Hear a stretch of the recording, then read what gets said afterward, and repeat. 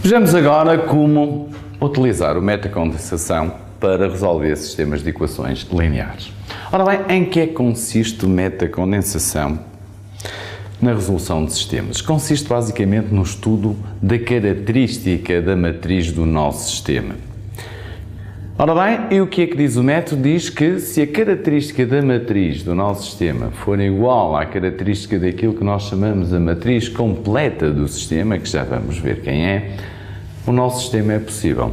E a sua resolução é feita através da resolução direta de um sistema triangular. Então vamos ver de facto isto pegando neste exemplo.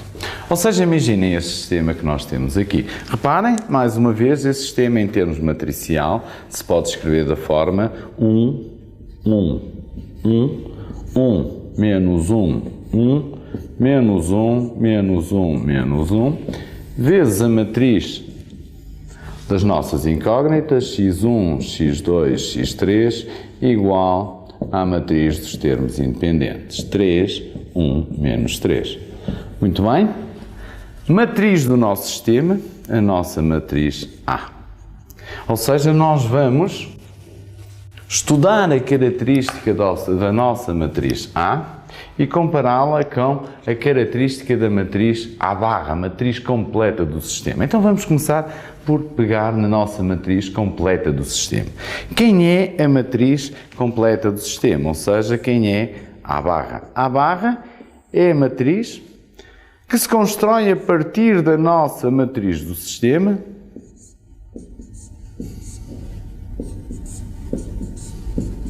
acrescentando a coluna dos termos independentes, 3, 1, menos 3.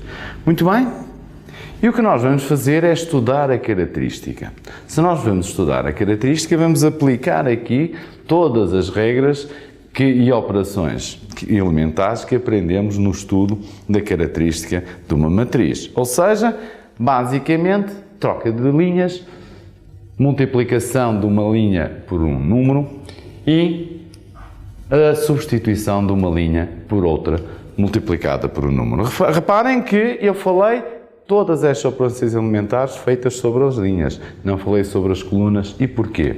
Porque reparem que nós não podemos, de facto, trocar esta coluna com qualquer uma destas. Ou seja, nós podemos, de facto, operar nesta parte da matriz, mas em condensação não podemos, de facto, mexer nesta coluna. Reparem que esta coluna é nem mais nem menos do que uma coluna que não faz parte da matriz A. Faz parte da matriz A barra, mas não da matriz A.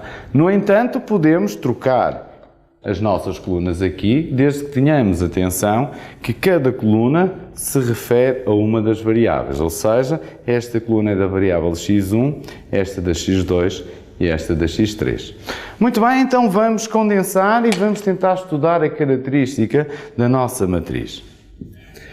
Ora bem, vamos pegar nem mais nem menos no primeiro elemento da primeira linha, primeira coluna, e vamos anular tudo o que se encontra abaixo dele. Ou seja, segunda linha mais a primeira vezes menos 1. E no que se refere a este, teremos então a nossa terceira mais a primeira vezes 1. E o que é que nós obtemos aqui? Nem mais nem menos do que 1, 3, 0, menos 2, menos 1, desculpem, não é menos 1, mas sim 0, menos 1 vezes 1 dá menos 1 mais 1 dá 0, menos 1 vezes 3 dá menos 3 mais 1 dá menos 2, e vamos para a última linha, será uma adição direta, ou seja, menos 1 mais 1 dá 0, menos 1 mais 1 dá 0, menos 1 mais 1 dá 0, menos 3 mais 3 dá 0. Ou seja, já temos tudo nulo abaixo da nossa diagonal. Vamos então estudar a característica quer da nossa matriz A, quer da nossa matriz A barra. Ou seja, Reparem, aqui temos a nossa matriz A e aqui temos a nossa matriz A barra. Muito bem, vamos então analisar a característica de cada uma das matrizes. Vamos olhar para a nossa matriz A, ou seja, vamos esquecer o que existe à direita deste traço. Vamos restringir a esta matriz. Muito bem, se nós analisarmos, a maior submatriz triangular que conseguimos arranjar tem ordem 2, ou seja, na realidade, estamos perante uma característica para A de apenas 1, 2. Ou seja, ordem 2. Característica de A será 2. E o que é que se passa quanto à nossa matriz A barra, ou seja, à nossa matriz completa? Para tal, temos que analisar o que é que se passa no conjunto da nossa matriz. Ou seja, será que eu consigo arranjar uma matriz de maior ordem do que 2? Ou será só 2 que seja triangular? Ou seja, será que a característica consegue ser 3? Reparem, é tão simples de que olhar para o que se passa com estes elementos daqui que não fazem parte da primeira submatriz, ou seja, que estão abaixo deste traço. Reparem, se de facto este elemento que aqui está for diferente de 0, eu consigo de alguma forma trocar estas duas colunas, isto agora porque estamos sob a matriz A barra, trocar estas duas colunas e colocar este elemento aqui diferente de 0, o que daria 1, 2, 3, uma característica de 3. No entanto, este valor é nulo, ou seja, eu não consigo nunca tornar este valor aqui diferente de 0. Desta forma, a característica de A barra é também 2. Ou seja, estamos perante um sistema possível de acordo com a definição. Daqui nós tiramos, portanto, que o sistema é possível. Muito bem. Quanto à resolução do sistema, ou seja, qual a solução? Ora bem, podemos, de alguma forma, criar um quadro onde vamos especificar as equações e as incógnitas principais e não principais. Quem são as equações principais e as incógnitas principais? Serão aquelas que contribuíram para a característica da nossa matriz A. Ou seja, vamos olhar para a nossa matriz depois de condensada e vamos ver. Esta coluna refere-se a que incógnita. Reparem que nós, quando efetuamos a condensação, não mexemos na ordem destas colunas. Portanto, temos aqui, nem mais nem menos, a primeira variável do sistema, ou seja, x1 será a primeira incógnita não principal. Desculpem.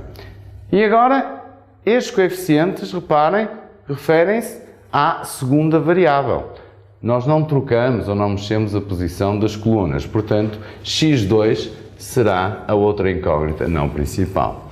Reparem que no que se refere a x3 não interfere na característica, apenas estas duas colunas interferem, ou seja, x3 é uma incógnita não principal. E no que se refere às equações? Reparem, a análise é feita da mesma forma. Reparem que nós não mexemos na ordem das equações. Esta é da primeira, esta é da segunda equação. Portanto, incógnitas principais e equações principais, temos a primeira e a segunda. Não principais, temos a terceira, ou seja, aquela que não entra na característica. Ou seja, o que é que nós podemos concluir a partir deste pequeno quadro? Apenas o grau de indeterminação do meu sistema. Se nós olharmos para as equações não principais, se elas não existirem, para as equações, para as incógnitas não principais, se elas não existirem, nós dizemos que o nosso sistema é possível determinado. No caso de existirem incógnitas não principais, o número de incógnitas não principais dá-nos o grau de indeterminação do sistema. Ou seja, neste caso particular, temos uma incógnita não principal, significa que o nosso sistema vai ser simplesmente indeterminado. Muito bem, como é que eu resolvo agora o meu sistema, que já tínhamos chegado à conclusão que era possível, portanto tinha solução e simplesmente indeterminado. Muito bem, tão simples como reescrever o nosso sistema, agora utilizando a nossa matriz completa condensada. Ou seja, Vamos andar ao para trás. Vamos reescrever, reparem, x1, x2, x3, primeira equação, segunda equação, terceira equação. As não principais nem vale a pena reescrevê-las. Reescrevemos apenas com as equações principais. Ou seja, x1 mais x2 mais x3 igual a 3, menos 2x2 igual a menos 2. Ora bem, mas nunca podemos esquecer que as incógnitas não principais contribuem para o grau de indeterminação, ou seja, o nosso x3, que era uma incógnita não principal, toma um valor qualquer, ou seja, S3, que vale um número real. Significa então que o nosso sistema será x1 mais x2 mais S3 igual a 3, menos 2x2 igual a menos 2. Ou seja, isto dará, e, já agora, x3 igual a S3. Ou seja, isto dará x2 igual a 1, x3 igual a S3,